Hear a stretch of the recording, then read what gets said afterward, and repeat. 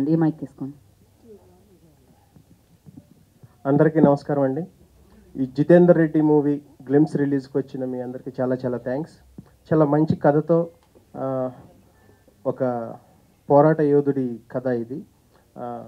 మా ప్రొడ్యూసర్ గారు చాలా ప్రొడక్షన్ వాల్యూస్తో నిర్మించారు. అలాగే మా విరించి వర్మ గారు, నేను ఉయ్యాల జంపాల, మజ్ను 2 సినిమాలకి రాశాను. ఇప్పుడు ఇది 3వ సినిమా మా కాంబినేషన్లో. దీనికి అన్ని పాటలు రాసినందుకు చాలా సంతోషపడుతూ దీనికి మ్యూజిక్ అందించిన గోపి సుందర్ గారికి, కెమెరామెన్ జ్ఞానశేఖర్ గారికి, ముఖ్యంగా మా సినిమాలో హీరోగా నటించిన రాకేష్ వర్రి గారు నిజంగా జీవించారు.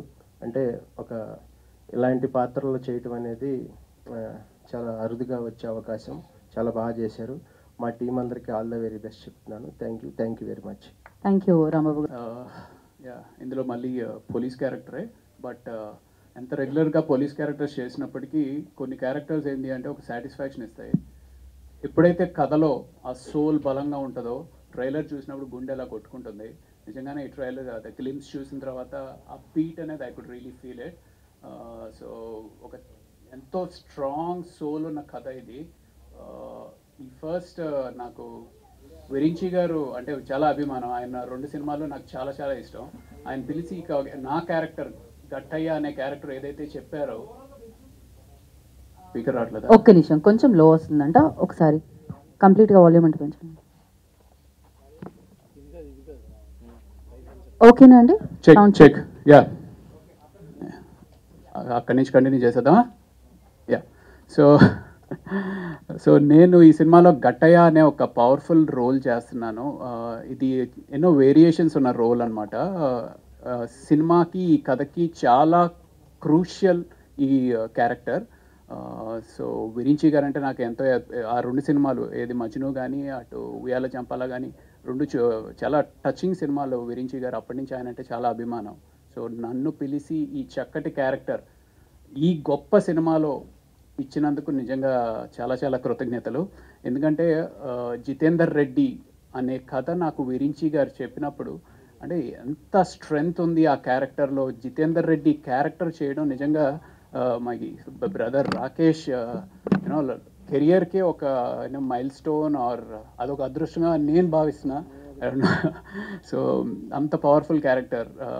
అంటే ఈ కథ గురించి డైరెక్టర్ గారు చెప్పడమే కాదు, నా ఫ్రెండ్స్ ఎవరైతే జగిత్యాల నుంచి ఉన్నారో వాళ్ళు కూడా జితేందర్ రెడ్డి గారి గురించి చెప్తుంటే నిజంగా రోమాలు నెక్కపొడుచుకోవడం అనేది నాకు జరిగిందనమాట. So very very happy being a part of Jitender Reddy. And ముఖ్యంగా జ్ఞానశేఖర్ గారు కెమెరామ్యాన్.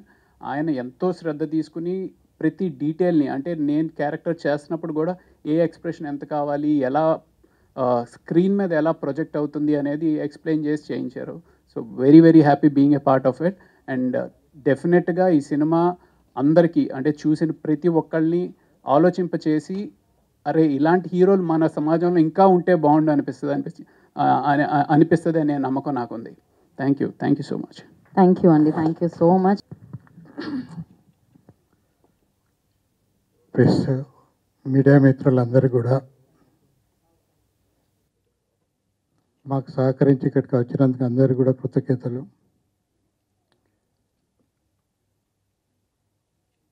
జితేందర్ రెడ్డి తన యొక్క జీవిత చరిత్రను ఇప్పుడున్నటువంటి సమాజానికి అందజేయాలి, ఇప్పుడు జనరేషన్కు తెలియజేయాలనే ఒక తపనతో ఈ సినిమాను తీయడానికి ప్రయత్నం చేసినప్పుడు మా యూనిట్ సభ్యులందరూ కూడా సహకరించి, ముఖ్యంగా విరించి గారు, ఇందాక రవి గారు చెప్పినట్టు వారు ఒక ఫ్యామిలీ ఓరియంటెడ్ మూవీస్ చేసి సక్సెస్ఫుల్గా చేసినటువంటి వారు. మరి ఈరోజు జితేందర్ రెడ్డి యొక్క జీవిత చరిత్ర తను తెలుసుకున్న తర్వాత ఈ సినిమా తను చేయాలనే నిర్ణయం తీసుకొని ఒక సాహసం వారు చేశారు. ఒక అద్భుతంగా వారు ఈ సినిమాను తీయడం జరిగింది. వారికి థ్యాంక్ యూ. అదేవిధంగా ఇందాక జ్ఞానశేఖర్ గారు మరి ఇప్పుడు లేరు. ఎన్నో సినిమాల్లో మనది మీ అందరికీ పరిచయమే. ఎన్నో సినిమాల్లో వారు మరి కెమెరా తన యొక్క ప్రతిభను అనేక సినిమాల్లో అనేక అవార్డులు తీసుకున్నటువంటి వారు. ఒక స్క్రీన్ మీద సినిమాను మనకు అద్భుతంగా చూపించడానికి కోసం ఆయన కెమెరా మోయడమే కాదు, మా అందరి బరువు కూడా ఆయన మోసారు. మాకు ఎక్స్పీరియన్స్ లేకుంటే తన యొక్క ఎక్స్పీరియన్స్ను, తన యొక్క అనుభవాన్ని మాకు పంచి మా వెనుక తను ఉన్నారు. వారికి కూడా ఈ సందర్భంగా థ్యాంక్ యూ చెప్తున్నాను. అదేవిధంగా అనేక మంది మరి జితేందర్ రెడ్డి క్యారెక్టర్ గురించి చాలామందికి అంటే ఏంటి జితేందర్ రెడ్డి క్యారెక్టర్ అనేది అందరికి కూడా ఒక ఇంతియాజం ఉంది. అయితే జితేందర్ రెడ్డి తన ప్రతి అడుగులో అంటే ఒక హీరో క్యారెక్టర్, ప్రతి అడుగులో కూడా అతను వేసే ప్రతి అడుగు కూడా హీరోయిజం ఉట్టిపడేటువంటి క్యారెక్టర్. మరి అటువంటి క్యారెక్టర్ రోల్ ఎవరైనా కూడా ఎంత పెద్ద హీరో అయినా కూడా చేయడానికి రెడీ అయిపోతాడు. కానీ జితేందర్ రెడ్డి క్యారెక్టర్లో దానికి కనెక్ట్ అయిపోయి దానిలో జీవించి నేనే జితేందర్ రెడ్డిని అనుకొని మరి దానిలో జీవించినటువంటి మన రాకేష్ వర్రే. నాకు తెలిసి ఈ సినిమా రిలీజ్ అయిన తర్వాత ఆడియన్స్, జనము, మనము అందరం కూడా తన పేరు రాకేష్ వర్రే మర్చిపోయి జితేందర్ రెడ్డి అని కొంతకాలం గుర్తుంచుకునేటువంటి ప్రతిభ ఈ సినిమాలో కనబరిచాడు. మరి అదేవిధంగా అనేక మంది మాకు సహాయం చేశారు, కోఆపరేట్ చేశారు.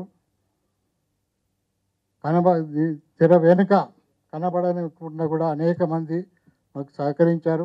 అందరికీ కూడా ఈ సందర్భంగా నేను ధన్యవాదాలు తెలియజేస్తున్నాను. ముఖ్యంగా వాణిశ్రీ గారు మరి వారు ఒక మాకు ఎగ్జిక్యూటివ్ ప్రొడ్యూసర్, మేము పెట్టిన పేరు అది. ఏ సమస్య వచ్చినా మాకు ఏ సమస్య ఉన్నా కూడా ఒక గోడలాగా ఉండి ఆ సమస్య మా వరకు రాకుండా అడ్డుకొని మరి ముందుకు తీసుకెళ్ళింది. అట్లా మాకు కో డైరెక్టర్ కావచ్చు, ఉమేష్ కావచ్చు, ఈరోజు రాలేదు, చాలామంది ఈ సినిమాకు సహకరించారు. అందరు కూడా ధన్యవాదాలు. మరి జితేందర్ రెడ్డి గురించి తెలుసుకోవాలని చాలామందికి ఉంటుంది. ఆ చరిత్ర గురించి నేను కూడా ఒక చిన్న షార్ట్ ఫిల్మ్ చేయాలని చెప్పి జర్నీ స్టార్ట్ చేశాను. కానీ తనతో కలిసి ప్రయాణం చేసిన అనేక మందితో ఒక 2.5-3 సంవత్సరాలు రీసెర్చ్ చేసిన తర్వాత నాకు అర్థమైంది ఏంటంటే షార్ట్ ఫిల్మ్ కాదు, ఒక సినిమా తీయాలంటే కూడా ఈ సబ్జెక్ట్ చాలా కష్టమనే విషయం అర్థమైంది. చరిత్రలో ఒక భగత్ సింగ్ కావచ్చు, ఒక ఆజాద్ చంద్రశేఖర్ కావచ్చు, లేకుంటే అల్లూరి సీతారామరాజు కావచ్చు, వివేకానంద స్వామి కావచ్చు, ఎవ్వరు కూడా 100 సంవత్సరాలు బతకలే. కానీ మనం ఎవ్వరం సాధించలేని 100 సంవత్సరాలు సాధించలేనిది 25-30 సంవత్సరంలో సాధించినటువంటి గొప్ప వ్యక్తులు వాళ్ళు. వాళ్ళ చరిత్ర పుస్తకం చదివినప్పుడు మరి ఏ పేజీ ఇందులో ఇంపార్టెంట్ కాదు అని చెప్పటానికి మనం చెప్పలేం. ప్రతి పేజీ కూడా అంత ఇంపార్టెంట్, అంత ముఖ్యం. కాబట్టి జితేందర్ రెడ్డి జీవితంలో జరిగిన ప్రతి అడుగు, అతను వేసిన ప్రతి అడుగు, ప్రతి సంఘటన కూడా అంత ముఖ్యమైనటువంటి సంఘటన, అటువంటి అంత పెద్ద సబ్జెక్టును మరి మేము ఇందాక మీకు ఒక 55 సెకండ్స్ టీజర్ చూపించాం. ముందు మనం ఒక ట్రైలర్, ఒక 1.5 మినిట్ ట్రైలరు, తర్వాత ఒక 2 గంటల సినిమా. 2 గంటల్లో జితేందర్ రెడ్డికి సంబంధించిన చరిత్రను చూపించే ప్రయత్నం చేశాం. మరి అది ఒక గొప్ప సాహసం విరించి గారు చేశారు. అద్భుతంగా ఈ సినిమా తీయడం జరిగింది. మరి మీడియాకు నేను ఒక రిక్వెస్ట్, చరిత్ర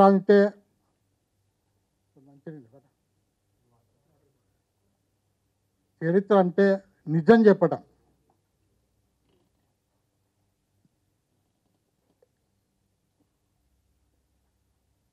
నిజాన్ని ఉన్నది ఉండగా చెప్పడమే చరిత్ర.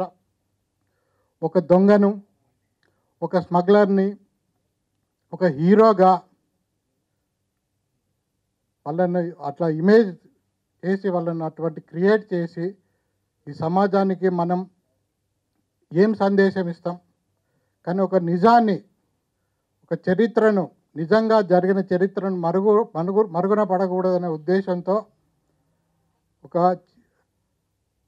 సంఘ విద్రోహ శక్తులు, యాంటీ సోషల్ ఎలిమెంట్స్తో ఫైట్ చేసినటువంటి జితేందర్ రెడ్డి గారి చరిత్రను ఈరోజు ప్రజల్లోకి తీసుకొని వస్తున్నాం. మీడియా మిత్రులకు, ప్రెస్ వాళ్లకు, ఎందుకంటే దీన్ని ముందుకు తీసుకెళ్లాలంటే మీ నుంచి అవుతుంది. మీరే ఈరోజు దీన్ని అందరికి కూడా చేరవేయగలిగేది ఒక మీడియానే.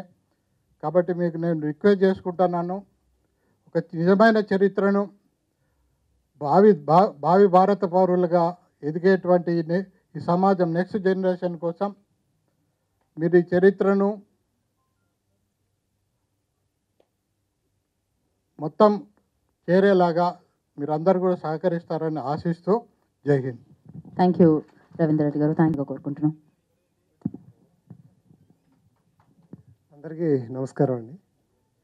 సో మీకు తెలుసు, నేను అంతకుముందు చేసిన ఈ 2 సినిమాలు కూడా లవ్ స్టోరీసే. నాకు కొద్దిగా హ్యూమర్ అంటే బాగా ఇష్టం. అలా అని చెప్పి హ్యూమర్ ఒకటే కాదు, ఎనీ హ్యూమన్ ఎమోషన్స్, మంచి డ్రామా ఉంటే నాకు చాలా ఇష్టం అన్నమాట. సో నెక్స్ట్ ఇంకా ఫర్దర్గా చాలా సినిమాలు స్టోరీస్ రాస్తూ, అన్నిట్లో ట్రయల్ చేస్తూ, కొన్ని ఫెయిల్ అవుతూ, కొన్ని ఎదురుకెళ్తూ రకరకాలుగా లేట్ అయింది. సో ఆ మధ్యలో అనుకోకుండా ఒకరోజు జ్ఞానశేఖర్ గారు ఫోన్ చేశారన్నమాట. ఒక స్టోరీ ఉంది చేస్తావా అని చెప్పి. సరే వెళ్ళి విందాం. నాకేంటంటే వేరే వాళ్ళ స్టోరీలు అంటే ఓకే, స్టోరీ బాగున్నా కూడా మనకు కనెక్ట్ అయ్యి, అంటే మనమే డైరెక్ట్ చేయాలంత కనెక్షన్ రావటం అనేది కష్టం కదా. సో ఎందుకు ఎవరు చెప్పినా కానీ ముందే చెప్తాను, నాకు మోస్ట్లీ నచ్చండి. బాగుంటే మీరు డైరెక్ట్ చేస్తే నేను చూసి బాగుందంటాను, కానీ నేను డైరెక్ట్ చేయాలంటే కనెక్షన్ లేకపోతే నేను చేయడం చాలా కష్టం అని చెప్పి మోస్ట్లీ ప్రిఫర్ చేయనమాట వింటాం. సో ఆ రోజు వెళ్ళి వినటానికి వెళ్తే, లేదు చెప్పడానికి ఏం లేదండి, బుక్ని చదువుకోండి అని చెప్పి పెద్ద బుక్ ఇచ్చారన్నమాట. సో ఆ బుక్ చదివాను ఒక 1 వీక్. సో చదివిన తర్వాత ఇంకా డౌట్స్ లేవన్నమాట. ఇది గ్యారంటీ, ఇంత పవర్ఫుల్ క్యారెక్టర్ గ్యారంటీ ఇంకా నో చెప్పకూడదు అనిపించింది అనమాట. సో నిజంగా అలాంటి స్టోరీ నా దగ్గర రావటం నేను చాలా లక్కీ అనుకుంటాను. సో నేను తర్వాత ఆ విలేజ్కి వెళ్ళాను. చాలామంది ఆయన ఫ్రెండ్స్ని, ఇప్పుడు ముసలివాళ్ళుగా ఉండిపోయి ఇంకా డెత్ బెడ్ మీద ఉన్న వాళ్ళని కూడా కలిసి ఇంటర్వ్యూ చేసి అన్నీ తెలుసుకుంటే అప్పుడు ఆయన గురించి నాకు అర్థమైంది అనమాట. అందరూ ఒకే మాట చెప్తున్నారు ఆయన గురించి, ఆయన లెజెండ్ అనేది వాళ్ళ మాటలు వింటుంటే అప్పుడు అనిపించింది మాట, నిజంగా ఒక మనిషి ఇలా ఉన్నాడా, నిజంగానే ఇలాంటి పవర్ఫుల్ క్యారెక్టర్ నిజంగా నా దగ్గరకు వచ్చింది. నేను అసలు ఇంత పవర్ నేను చేయగలనా లేదా, ఎలా చేయాలి అనే దాంట్లో నేను బాగా రీసెర్చ్ చేసి ఇది గ్యారంటీ వదలకూడదన్న దృష్టిలో చాలా కష్టపడి ఈ స్టోరీ అంతా రాసుకుని ఫైనల్గా ఇది ఇవాళ వర్కౌట్ అయిందన్నమాట అది. సో దీనికి మాకు బ్యాక్ బోన్గా ఉన్నది జ్ఞానశేఖర్ గారు, కెమెరామెన్ గారు. సో ఆయన ఏంటంటే ముందే చెప్పాను ఆయనకి, సార్ మీరు చేస్తేనే ఈ సినిమా నేను డైరెక్ట్ చేస్తాను, ఎందుకంటే ఆయన అంత పవర్ఫుల్ సినిమాలు చేశారు, పీరియాడిక్ సినిమాలు చేశారు. సో నా ఎమోషన్స్ ఆయనకు బాగా తెలుసు. సో ఆ విధంగా మా ఇద్దరితో టీం కింద చేసామన్నమాట. అలాగే గోపి సుందర్ గారు. సో ఆయనకు కూడా మనకి లవ్ స్టోరీస్, లవ్ పాటలు అని తెలుసు, కానీ ఆయన మలయాళంలో చాలా మాస్ మూవీస్ కూడా ఆయన మంచి మ్యూజిక్ ఇచ్చారు. సో ఈ సినిమాలో కూడా ఏంటంటే ఆర్ఆర్ అంతా చేస్తున్నారు అన్నమాట ఇప్పుడు. సో చూస్తుంటే ఆయన అంటున్నారు, ఏంటిది సినిమా అసలు ఎక్కడ ఆగట్లేదు, స్టార్ట్ అయితే ఎక్కడ మ్యూజిక్ గ్యాప్ కూడా ఇవ్వడానికి లేదు, అసలు ఇది చాలా బాగుందని చెప్పి ఆయన బాగా ఎగ్జైట్ అయ్యారు అనమాట. నాకు కూడా ఇన్ని సంవత్సరాల తర్వాత ఈ సినిమాతోటి ఇంత ఒక మంచి క్యారెక్టర్ని తీసుకుని మీ దగ్గర రావటం నాకు చాలా హ్యాపీగా ఉంది, చాలా ప్రౌడ్గా కూడా ఉంది యాక్చువల్లీ. సో ఇది అందరికీ నచ్చుతుందని నేను ఎక్స్పెక్ట్ చేస్తున్నాను. థ్యాంక్ యూ అండి. థ్యాంక్ యూ విరించి వర్మ గారు, థ్యాంక్ యూ సో మచ్. ఇంకోటి ఏంటంటే నాకు ఇన్ని సంవత్సరాల నుంచి ఇక్కడ ఉన్నా కానీ నాకు తెలంగాణ అసలు రాదు మాట స్లాంగ్. ఎప్పుడు 20 years నుంచి ఇక్కడ ఉన్నా, కానీ ఈ సినిమా అయ్యేసరికి నాకు తెలంగాణ వచ్చేసింది. ఇంట్లో కూడా నేను అప్పుడప్పుడు తెలంగాణలో మాట్లాడుతున్నమాట, ఎందుకంటే ఆయన క్యారెక్టర్ ఇన్ఫ్లుయెన్స్ అంత ఉందన్నమాట. సో ఆ విధంగా and the fun note I can end it like that. డెఫినెట్గా. So thank you so much. So yeah, ఇప్పుడు నాకే అంటారు ఇమీడియట్గా అంటున్నారు రాకేష్ గారు అప్పి. సో ఎస్, మరి ఆలస్యం చేయకుండా the finest actor of this industry Rakesh Varre will speak now. Check. అందరికీ నమస్కారం. ముందుగా మీడియా వాళ్ళందరికీ నా స్పెషల్ థ్యాంక్స్. అక్కడ మార్నింగ్ ఈవెంట్ ఉన్నా కూడా ఈ టైం తీసుకుని ఇక్కడ వచ్చినందుకు thank you so much. It means a lot to us. మీ అందరికి తెలిసిన విషయం, నేను క్యారెక్టర్ ఆర్టిస్ట్గా స్టార్ట్ చేయి మిర్చి, బాహుబలి, గూఢాచారి ఇలా చేస్తూ ఎవరికి చెప్పొద్దు అనే సినిమాతో హీరోగా వచ్చాను. ఆ సినిమా సక్సెస్ అవడానికి కారణం ఇద్దరు, ఒకరు ఆడియన్స్ అండ్ ఇంకొకరు మీడియా వాళ్ళు. నా నమ్మకం ఏంటంటే లైక్ హానెస్ట్గా సినిమా తీస్తే మీడియా వాళ్ళు జనాలు ఎప్పుడు ఎంకరేజ్ చేస్తారని, అది ఆ సినిమాతో ప్రూవ్ అయింది. ఇన్ఫ్యాక్ట్ మీకు గుర్తుంటే అప్పుడు ఒక టఫ్ సిచ్యువేషన్లో నేను ఉన్నానని మీకు వచ్చి షేర్ చేస్తే మీడియా వాళ్ళే వచ్చి ఆ సినిమా చూసి మేము ఆడియన్స్కి తీసుకెళ్తామని మీరే తీసుకెళ్లారు. సో ఆ గ్రాటిట్యూడ్ నాకు ఎప్పటికీ ఉంటుంది. అందుకే మేము అందరం మా first step like good step అవ్వాలని, ఒక మంచి ఇంటెన్షన్స్తో మూవ్ అవ్వాలని ఫస్ట్ ఇలా గ్యాదర్ అవుతాం మీడియా వాళ్ళతో. ఇక్కడి నుంచి కిక్ స్టార్ట్ చేద్దామని అనుకుని ఇలా మేమందరం గ్యాదర్ అయ్యాం. అండ్ ఈ సినిమా గురించి, నేను ఈ సినిమాలో ఉండటమే ఒక చిన్న మిరాకిల్. అంటే నేనున్న సిచ్యువేషన్లో అప్పుడు ఎవరికి చెప్పేది తర్వాత హీరోగా ఇంకొక సినిమా చేస్తున్నాం. అది ఆల్మోస్ట్ ఒక 10 daysలో అయిపోద్ది. అండ్ దాని తర్వాత ఇంకో నెలలో ఇంకొక సినిమా స్టార్ట్ అవుద్ది. అప్పుడు ఈ సినిమా వచ్చింది నాకు. నేను ఈ సినిమా చేయాలంటే 2 సినిమాలు ఆపాలి, అండ్ ఓన్ ప్రొడక్షన్ అది కూడా. సో ఇలాంటి టఫ్ సిచ్యువేషన్లో వెళ్ళి నేను మా ఎగ్జిక్యూటివ్ ప్రొడ్యూసర్ కేతన్తో వెళ్ళి నో చెప్పేద్దాం, కేతన్ ఇది కరెక్ట్ కూడా కాదు అంటే ఆడిషన్ ఇచ్చా అప్పటికి. సో వీళ్ళకి నచ్చి పిలిచారు. సరే నో చెప్పడానికి విరించి దగ్గరికి వెళ్ళిన తర్వాత రాకేష్ ఒకసారి స్టోరీ నరేట్ చేస్తా అని స్టార్ట్ చేశాడు. సరే మన లోపల ఒక క్రియేటివ్ మనిషి ఉంటాడు కదా ఎప్పుడు, సరే స్టోరీ విన్న తర్వాత అప్పుడు నో చెప్దాంలే అని, నచ్చకపోతే. సో ఎప్పుడైతే స్టార్ట్ చేశాడో నరేషన్, నా మైండ్ సెట్ స్లోగా చేంజ్ అవ్వడం మొదలుపెట్టింది.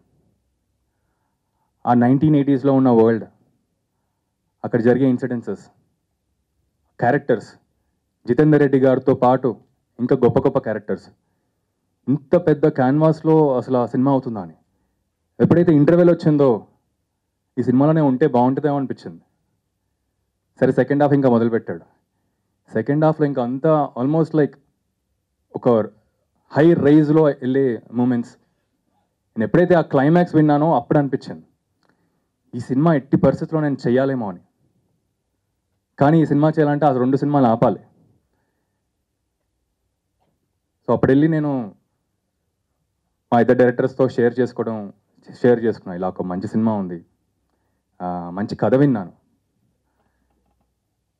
ఏమీ అనుకుంటా ఫస్ట్ వాళ్ళిద్దరు ఏమన్నారంటే ఆ సినిమాలో వెళ్ళి చేయండి, ఎందుకంటే మంచి కథలు దొరకటమే కష్టం. అండ్ డైరెక్టర్ ఏం విరించి వర్మ అని. First of all I have to thank my 2 directors. ఒక డైరెక్టర్ ఇక్కడే ఉన్నాడు, యాకూబ్ అలీ అండ్ శంకర్. వాళ్ళ వల్ల ఆ సినిమాలు ఆపి ఇప్పటివరకు ఇంకా స్టార్ట్ కూడా అవ్వలేదు, ఆపి సినిమా చేయడం జరిగింది. అండ్ ఆ 4 pillars, first pillar Virinchi, thank you so much నన్ను నమ్మి క్యారెక్టర్ ఇచ్చినందుకు.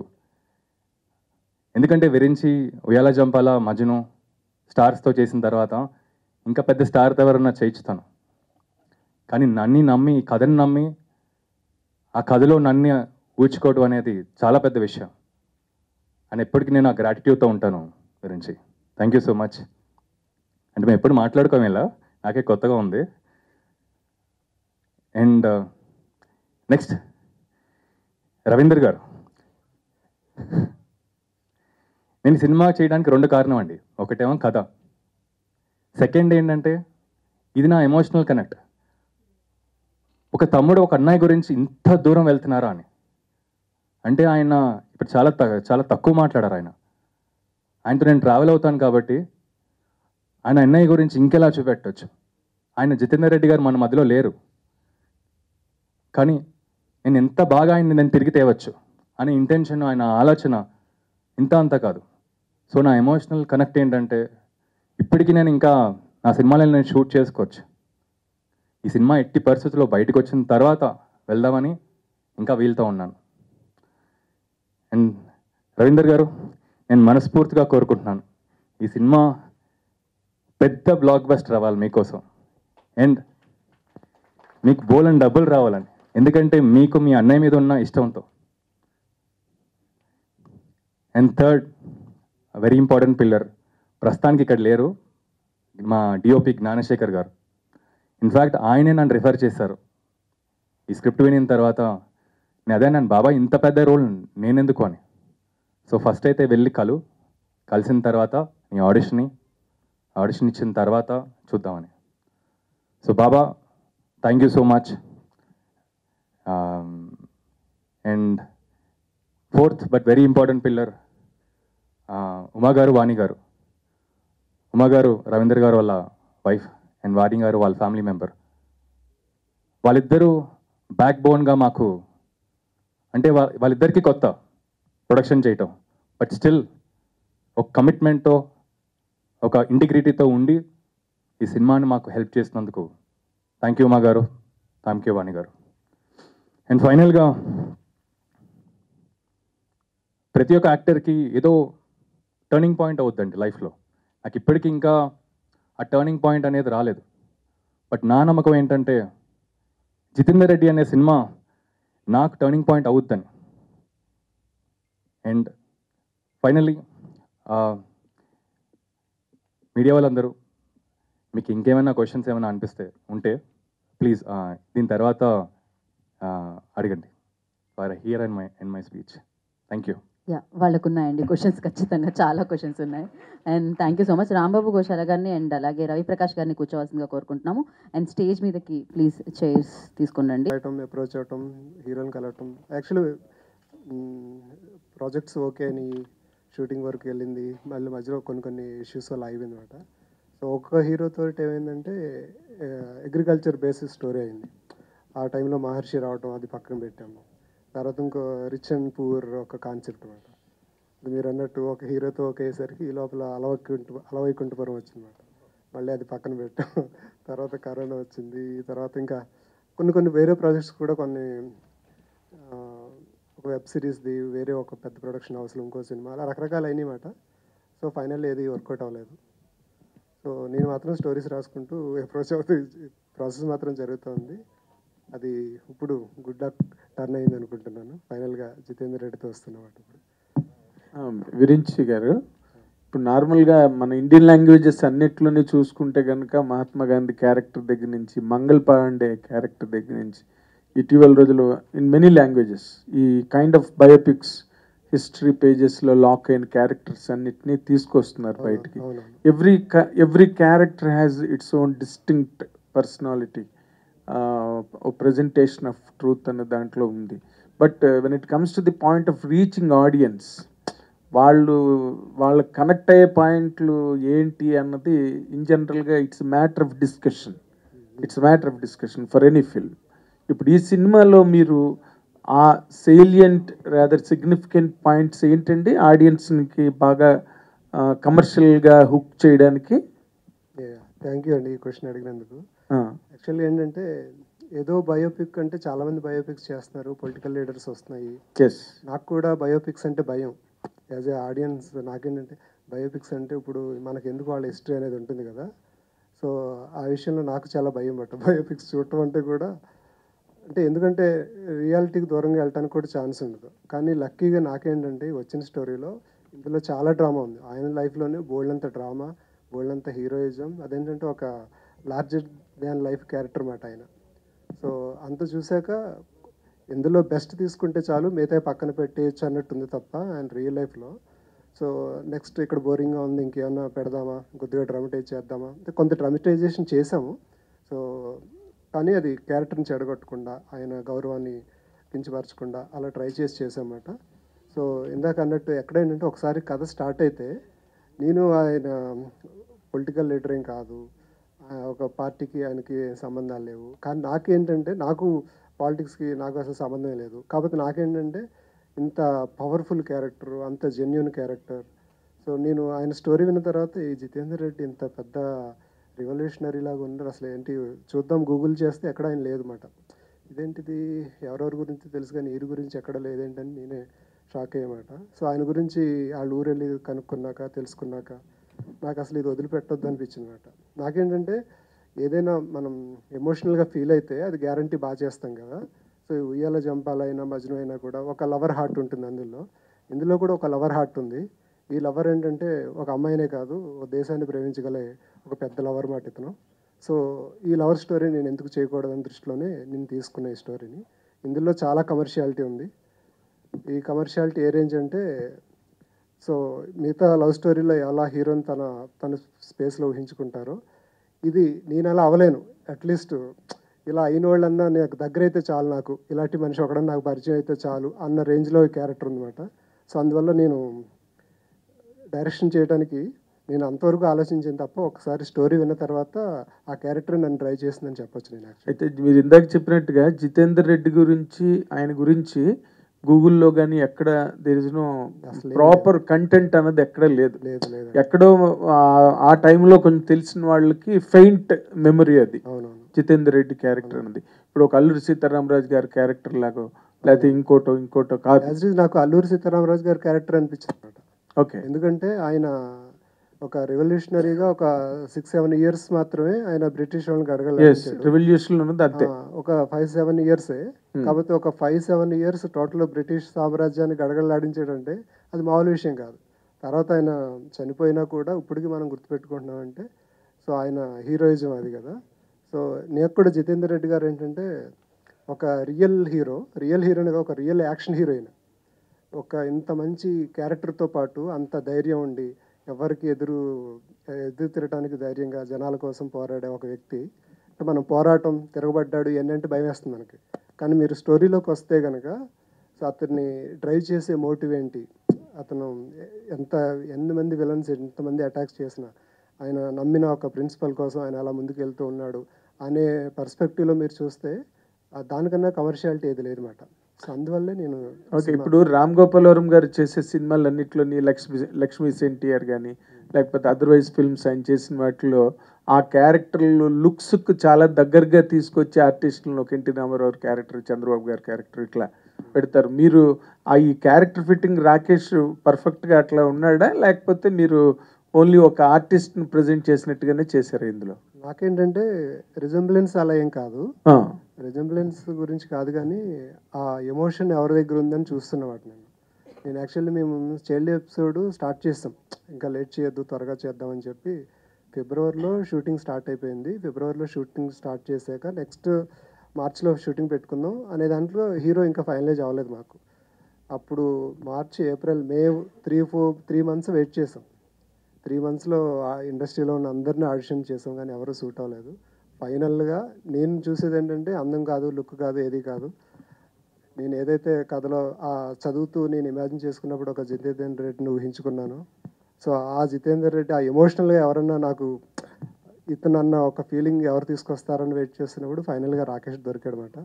సో అప్పుడు ఇంకా ఫిక్స్ అయ్యాం, ఇంకా ఇంతకన్నా ఇంకెవరు అవసరం లేదు మనకి, is the Jitender Reddy. Emotionally అంత పవర్ఫుల్, ఒక సోల్తో పాటు ఒక ఎనర్జీ, ఒక ఆవేశం, ఇవన్నీ దొరకటం అనేది చాలా కష్టం.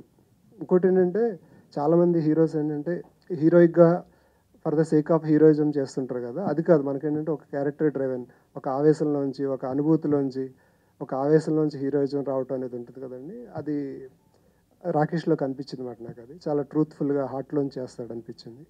సో ఆ ఆడిషన్ తర్వాత రాకేష్ అయితే బాగుంటుందని చెప్పి ఫిక్స్ అయ్యమాట. ఇంకా నుంచి ఒక కంగ్రాచులేషన్స్ ఫర్ ఎవ్రీథింగ్. బాగుంది ఈ లుక్, ఫీల్ అంతా బాగుంది. కంగ్రాచులేషన్స్.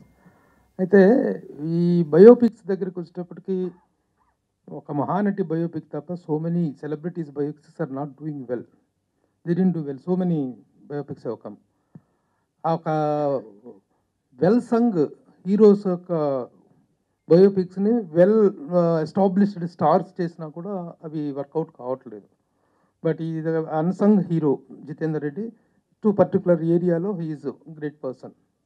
అలాంటి అన్సంగ్ హీరోని తీసుకొని ఒక బయోపిక్ చేయాలనుకోవటం అనేటువంటిది as a director what is the challenge you met in that? దాంట్లో ఉన్న ఛాలెంజింగ్ పాయింట్. అట్లాగే ఆర్టిస్ట్ పరంగా కూడా తను కూడా చూసుకుంటే ఒక పోనీ అన్సంగ్ హీరోకి పోయి ఒక వెల్ ఎస్టాబ్లిష్డ్ హీరోని తీసుకున్నాం అనుకున్నా కూడా it could be elevated.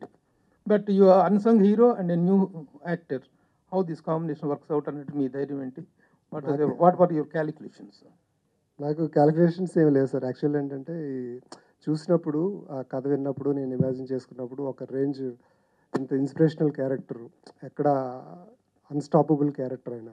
So ఇలాంటి క్యారెక్టర్ నేను చేస్తున్నప్పుడు, మీరు అన్నారు కదా బయోపిక్ చేస్తున్నప్పుడు, అసలు బయోపిక్ లాగా నేను ఎప్పుడు ఫీల్ అవ్వలేదు అనమాట. బయోపిక్ లాగా నేను ఫీల్ అంటే నేను వెళ్ళే వరకు బయోపిక్ అని భయపడితే వెళ్ళాను, కానీ వెళ్ళిన తర్వాత నా దృష్టిలో ఇది ఇప్పటికీ బయోపిక్ కాదు.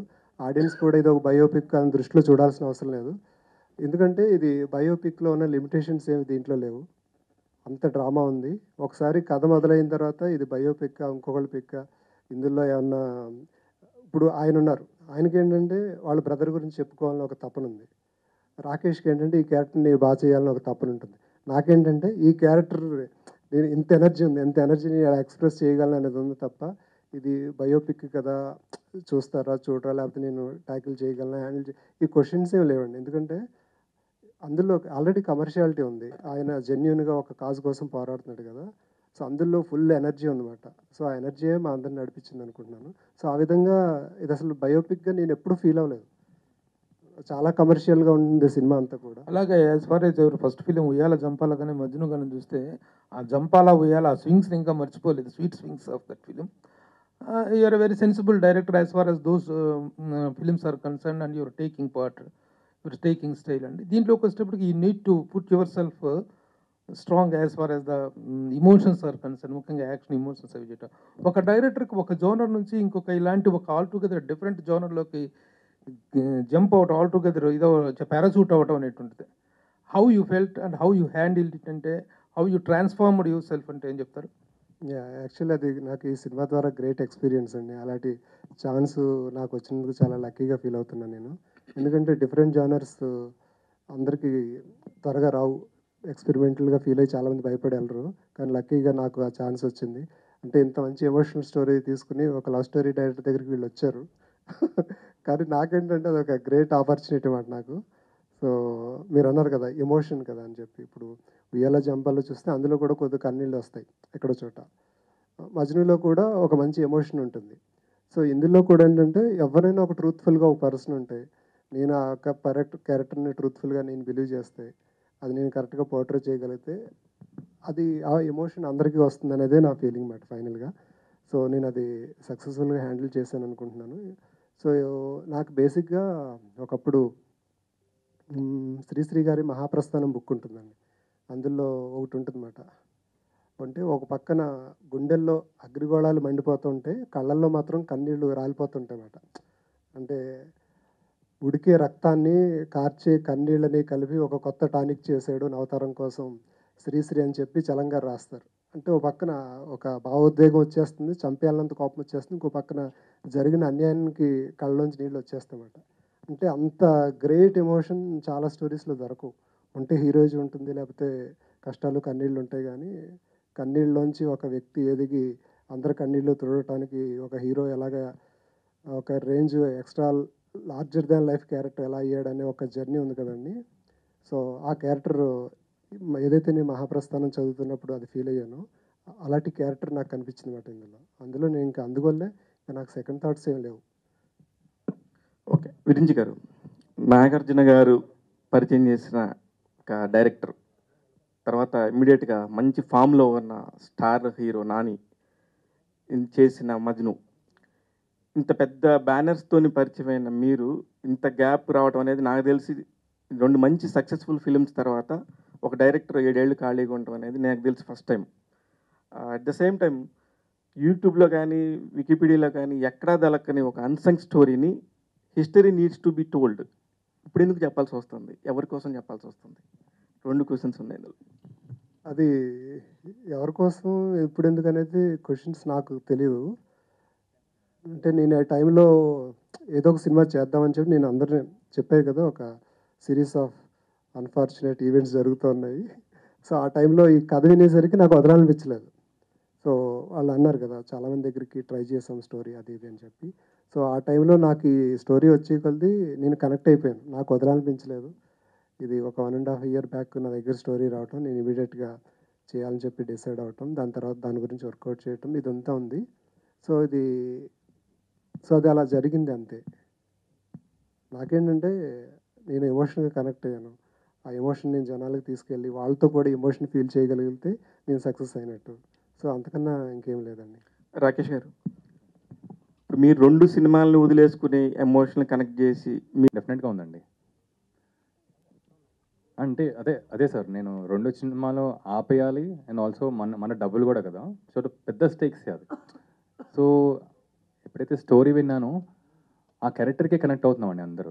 నేను తీసుకోండి, విరించి తీసుకోండి, మా రవిప్రకాష్ గారు, ఇంకా వేరే ఏ టెక్నీషియన్స్ మీరు అడిగినా జితేందర్ రెడ్డి గారి క్యారెక్టర్కే కనెక్ట్ అవుతారు. అది ఎలా కనెక్ట్ అయ్యారో అనేది ఎవరికి తెలియదు అసలు, ఎందుకంటే ఆ టైంలో నేను అసలు ఇంపాసిబుల్ చేయకూడదని వచ్చినోడిని ఆ క్యారెక్టర్ ఏం మార్చేసింది.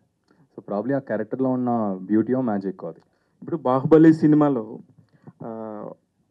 మీరు ఒక చిన్న సీన్తోనే ప్రపంచం అందరూ గుర్తుపెట్టుకున్నారు, రాకేష్ వారి అనే పేరుతోని. ఇప్పుడు దాని తర్వాత మీరు ఎవరికి చెప్పొద్దని ఒక మంచి సినిమా చేసినా సరే దానికి అంత అప్లాజ్, అంటే కంపేర్ టు ది మీరు ఆ సీన్లో చేసిన రాకేష్ వారి క్యారెక్టర్కి వచ్చినంత రాలేదు. దీని ద్వారా మీరు స్టేబుల్గా నిలబడిపోతాను జితేందర్ రెడ్డి క్యారెక్టర్తో అనుకుంటున్నారా? కాన్ఫిడెంట్గా ఉన్నా అండి, ఎందుకంటే క్యారెక్టర్లో అంత పవర్ ఉంది. అంటే రేంజ్ ఉంటుంది కదండి యాక్టింగ్లో. ఇప్పుడు ఎవరికి చెప్పొద్దు అనే క్యారెక్టర్లో అంత రేంజ్ లేదు. సో ఇప్పుడు రాజమౌళి గారు బాహుబలి తీసుకున్నా, దాంట్లో రేంజ్ ఉంది యాక్టింగ్ పర్ఫార్మెన్స్ చేయటం. దీంట్లో ఆ రేంజ్ ఆఫ్ యాక్టింగ్ చూపెడటానికి ఆపర్చునిటీ ఉంది. ఇప్పుడు దానికి నేను ఒక రకంగా కూడా ప్రాబ్లీ అట్రాక్ట్ అయ్యి ఉండొచ్చు. రవీందర్ రెడ్డి గారు, అంటే ఇది రియల్ స్టోరీయే, రియల్ సంబంధించిన, అంటే 1980s ఆ టైంలో జరిగినటువంటి ఒక ఇన్సిడెంట్, అది తెలంగాణకు సంబంధించినటువంటిది. అంటే అప్పుడు ఇంపాక్ట్ ఉండేటువంటి ఆ స్టోరీ ఇప్పుడున్నట్టు పరిస్థితులకి ఇప్పుడు తీసుకొస్తున్నారు కదా. సో ఇప్పుడు మొత్తం కూడా మారిపోయింది, జనరేషన్ మారింది, ఉన్న సిచ్యువేషన్స్ అన్నీ మారిపోయాయి. ఇప్పుడు ఎంతవరకు ఆడియన్స్కి ఇది రీచ్ అవుతుంది అనుకుంటున్నారు? అంటే మీరు ఒక బ్రదర్గా మీ బ్రదర్ పైన తీసుకోవటం అదొక మీకు అనిపించవచ్చు. ఆడియన్స్కి ఎంతవరకు రీచ్ అవుతుంది అనేది మేము చెప్పలేం. నాకంటే ఎక్కువ నాకు తెలిసి మీకే ఎక్కువ ఐడియా ఉంటుంది. బట్ ఏంటంటే జితేందర్ రెడ్డి గారు ఆ క్యారెక్టర్ అది మనము 1980లో జరిగినటువంటి 80 to 87 బేసిక్గా 7-8 years స్టోరీ అది. ఆ టైంలో జితేందర్ రెడ్డి గారు వారి హిస్టరీ, వారి చరిత్రలో జరిగినటువంటి కొన్ని సంఘటనలు అన్నీ చూపించలేము, కానీ కొన్ని అట్లీస్ట్ కొన్ని సంఘటనలను ఇప్పుడు జనరేషన్కు చెప్పాలి. చరిత్రను కొంతమందిని మనం మర్చిపోకూడదు, మనము వాళ్ళ చరిత్ర మరుగున పడకూడదు. ఈ తరానికి తెలియజేయాలన్న ఒక ఉద్దేశంతో దాన్ని తీయడం జరిగింది. దాన్ని అందుకే బెస్ట్ డైరెక్టర్ కావచ్చు, ఒక కెమెరామెన్ కావచ్చు, మ్యూజిక్ గోపి సుందర్ కావచ్చు, అంటే ఒక బెస్ట్ టీంని పెట్టుకొని మేము వర్కౌట్ చేసాం. ఆడియన్స్ ఆదరిస్తారనే ఒక నమ్మకంతోనే, ఆ ఉద్దేశంతో మేము ఈ సినిమాను తీయడం జరిగింది. ఆదరిస్తానని చెప్పి మాకు ఇప్పటికీ ఇప్పటికి మూవీ కంప్లీట్ అయింది. ఒక్కొక్క కాన్ఫిడెన్స్లో మేము ఉన్నాం. Thank you. రాకేష్ బ్రో కూడా వచ్చి ఇక్కడ యాక్ట్ చేస్తున్నారు. హిందీ డైరెక్టర్లు తెలుగు తమిళ డైరెక్టర్ తెలుగు. సో లాంగ్వేజ్ అనేది పెద్ద బ్యారియర్ కాదు, ఇంకా స్లాంగ్ అనేది అసలే కాదు కదా. సో ఆ విధంగా అదే ఇబ్బంది లేదండి అసలు. అంటే ఎదురుగా ఒక క్యారెక్టర్ ఉన్నప్పుడు ఆ క్యారెక్టర్ని ఎలా మనం జనాల్లో తీసుకెళ్ళాలి, ఎంత ఎమోషనల్గా తీసుకెళ్ళాలి అనేది అదే మెయిన్ టాస్క్ కాబట్టి. ప్రకాష్, నమస్తే, మంచి మాటలు చెప్పారు నా గురించి, థ్యాంక్ యూ. ఈ కథ మొదలయ్యి ఈ కథను ఒక మలుపు కూడా తిప్పే క్యారెక్టర్ నేను చేసిన గట్టయ్య క్యారెక్టర్ అనమాట. సో డెఫినెట్లీ నేను నిజంగానే పోలీస్ క్యారెక్టరు రా అని చెప్పి జ్ఞానశేఖర్ గారు చెప్పినప్పుడు మళ్ళీ పోలీస్ క్యారెక్టర్ ఇందులో చేయడానికి ఏముంటుంది అని చెప్పేసి అనుకున్నా. కాకపోతే సేమ్ ఎలాగా రాకేష్ కథ విన్న తర్వాత ఆ క్యారెక్టర్ గురించి తెలుసుకున్న తర్వాత జితేందర్ రెడ్డి గారి గురించి తెలుసుకున్న తర్వాత ఎంత ఎమోషనల్గా ఫీల్ అయ్యారో నాకు కూడా ఆ జితేందర్ రెడ్డి గారి క్యారెక్టర్ చెప్పిన తర్వాత ఆ క్యారెక్టర్కి నేను చేసిన గట్టయ్య క్యారెక్టర్కి ఉన్న రిలేషన్షిప్ ఏంటి, అలాగే నేను చేసిన గట్టయ్య క్యారెక్టర్ అదే ప్రాంతం నుంచి వస్తున్నప్పుడు అసలు జితేందర్ రెడ్డి గారి గురించి తెలుసుకుని గట్టయ్య క్యారెక్టర్ ఎంత ఇన్ఫ్లుయెన్స్ అయి ఉన్నాడు అనేది తెలుసుకోవడం, ఇదంతా కూడా డెఫినెట్లీ చాలా సోల్ ఉన్న సినిమా అనిపించింది, చాలా సోల్ ఉన్న కథ అనిపించింది. ఇందాక కూడా అదే నేను చెప్పింది, ట్రైలర్ చూస్తేనే ఆ పంచ్ ఏంటి, ఆ బీట్ ఏంటి, అసలు దీనికి ఎంత పవర్ ఉన్నది అనేది తెలుస్తూ ఉంటుంది. సో డెఫినెట్గా నేను చేసిన ఎన్నో క్యారెక్టర్లో ఈ క్యారెక్టర్ ఒకటి డెఫినెట్గా నాకు ఒక చక్కటి సాటిస్ఫాక్షన్ ఇచ్చింది. ఇప్పుడు ఇలాంటి ఫిల్మ్స్ చేసినప్పుడు identity is very important. 80s time పీరియడ్లో సంబంధించినటువంటిది కదా. ఆ టైం అందులో ఒక హ్యూమన్ యాంగిల్ ఉంటుంది కదా సార్. ఆ హ్యూమన్ యాంగిల్తో ఒకసారి కనెక్ట్ అయితే సో అతని జర్నీ ఏంటి, అతను దేనికోసం పోరాడుతున్నాడు, పోరాటం ఎంతవరకు ఆగకుండా ఎలా ప్రయాణించాడు, చివరికి చేరుకున్నాడా లేదా, ఎలా చేరుకున్నాడు అనేదే అది ఉంటుంది తప్ప ఆ సిచ్యువేషన్స్ ఏంటి ఇవన్నీ సెకండరీ అయిపోతాయి కదా సార్. సో ఇది కూడా పీరియాడిక్ అంటున్నారు కాబట్టి ఓకే అప్పుడేదో జరిగిందిలే అంత ఒక చిన్న ఓకే ఫర్గ్యూ చేస్తారు. ఏదన్నా మనకి క్యారెక్టర్ నచ్చితే కంటెంట్ ఏమైనా ఉందా, ఆయన చేసినటువంటి ఫైట్ కానీ చేసినప్పుడు క్యారెక్టర్స్ కానీ ఆయన మీద పోలీసు యాక్షన్స్ కానీ అలాంటి ఆ ఫైట్ రికార్డెడ్ ఫైట్ ఉందా అని అడుగుతున్నాను నేను. మామూలుగా సీతారామరాజు గారు క్యారెక్టర్ చేసుకుంటే పలానా రోజున పలానా పోలీస్ స్టేషన్ కొట్టాడు, పలానా ఫైట్ చేశాడు అనేటువంటిది ఉంది కదా. అలాంటి రికార్డెడ్ హిస్టరీ తోటి కూడా ఉందా కంటెంట్? అసలు ఎక్కడ ఏది లేదండి, రికార్డెడ్గా ఏది లేదు. సో అందువల్ల నేను ఆ ఊరెళ్ళి అక్కడ చాలా మందిని ఆ ఏజ్లో ఉన్నవాళ్ళు. మీరు ఇచ్చిన టైటిల్ కూడా history needs to be told అన్నారు. అవునవును. The history needs to be history అంటే it is nothing but the record of wars and ఆ wars are events and incidents. ఆ ఇన్సిడెంట్స్గా ఏమైనా ఉన్నాయా అని అడుగుతున్నా. ఐడెంటిఫైడ్ ఇన్సిడెంట్స్గా ఉన్నాయి. ఆ ఇన్సిడెంట్స్ గ్యారంటీ ఉన్నాయండి. అలాంటి హిస్టారిక్ ఈవెంట్స్ అన్నీ ఉన్నాయి. సో మేము వెళ్ళి ఆ చుట్టుపక్కలలో అప్పటికి ఆయన పరిచయం ఉన్న వాళ్ళందరినీ తెలిసి సో చాలామంది వెళ్ళి తెలిస్తే వాళ్ళకి అన్ని ఇన్సిడెంట్ తెలుసు అన్న విషయం కూడా సార్కి ఎప్పుడు తెలియదు మాట. ఎందుకంటే ఆయనకు తెలియకుండానే సార్కి తెలియకుండానే చాలామంది ఆయన ఇంకా వర్షిప్ చేస్తున్నారు, ఆయన్ని గుర్తుపెట్టుకున్నారు. సో అవన్నీ వెళ్ళి ఒకళ్ళు అడుగుతూ ఉంటే వాళ్ళు ఎంత ఎమోషనల్గా అన్నీ చెప్పుకొచ్చారంటే సో వాళ్ళ ఇప్పుడు కూడా చనిపోయే ముందు కూడా వాళ్ళకి ఇన్ని ఎమోషన్స్ ఆయన పట్ల ఇంత ప్రేమ ఉందా, ఇంత ఒక ఆయన ఉన్నారన్నమాట. ఆయన పక్షవాతం వచ్చి చనిపోతూ రెడీగా ఉండి కూడా మేము వెళ్దామని చెప్పి ఆయన ఓపిక లేకపోయినా కూడా పక్షవాతంతోనే మొత్తం హిస్టరీ అంతా చెప్పుకొచ్చి ఆయన. సో ఆయన ఇంకా ఎవరెవరు తెలుసు వాళ్ళందరూ అడ్రస్లు ఇచ్చి సో ఒక చనిపోతున్న వ్యక్తికి కూడా జితేందర్ రెడ్డి గురించి అడగడానికి ఒక మనిషి వచ్చాడని కానీ ఆయన లేని ఓపిక తెచ్చుకుని చెప్పారు అంటే సో వాళ్ళందరినీ కలిసామాట. మేము కలిసిన తర్వాత ఆ ఈవెంట్స్ అన్నీ గ్యాదర్ చేసుకుని దాన్ని బేస్ చేసుకుని స్టోరీ రాసుకున్నమాట. రవిప్రకాష్ గారు అనగానే గబాలన సినిమాలన్నింటిలో చనిపోతారు, చనిపోయే క్యారెక్టర్స్ ఉంటాయి. ఈ సినిమాలో కూడా చనిపోతారా? అంటే కొన్ని ఆర్కిటైప్ క్యారెక్టర్స్ ఉంటాయి అనమాట. కొందరికి ఆ క్యారెక్టర్స్ అలా సెట్ అయిపోతాయి.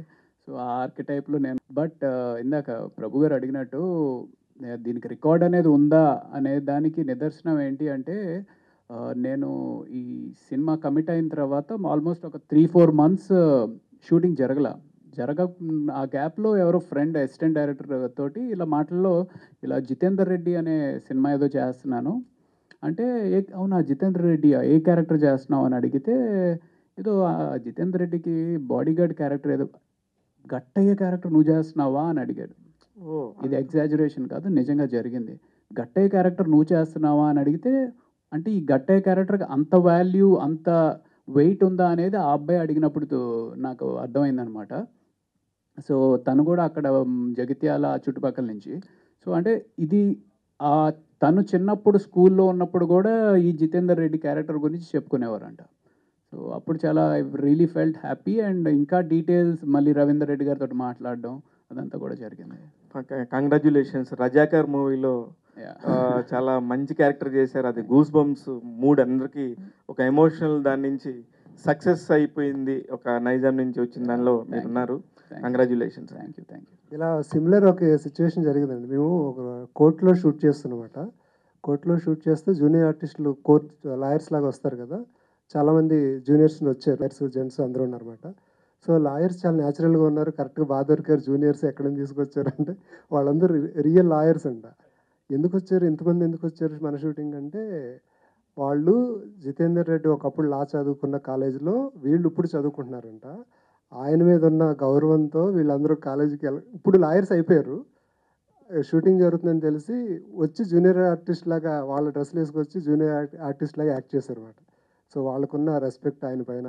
సో ఇవన్నీ చూస్తుంటే ఆల్రెడీ విన్నప్పుడే మేము ఒక ఎగ్జైట్మెంట్ ఉంది.